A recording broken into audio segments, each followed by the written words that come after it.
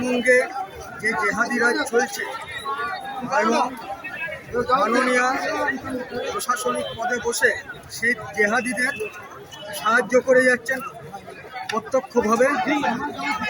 সেই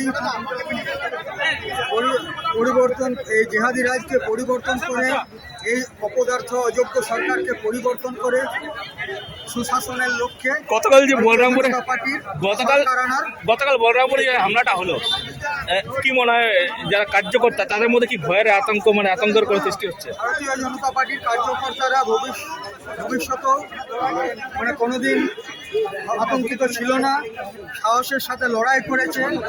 আগামী দিনেও অন্যায়কারীদের বিরুদ্ধে লড়াই করে ভারতীয় জনতা পার্টি। কি মনে হচ্ছে এই পরিবর্তন, যা আজকে দিলীপ বাবু যে পরিবর্তন যাত্রা করলেন, কতটা প্রতিফল হবে? কতটা প্রতিফল হবে? ভারতীয় জনতা পার্টির সরকার পশ্চিমবঙ্গে তৈরি হচ্ছে, এইটা শুধু সময়ের অপেক্ষা।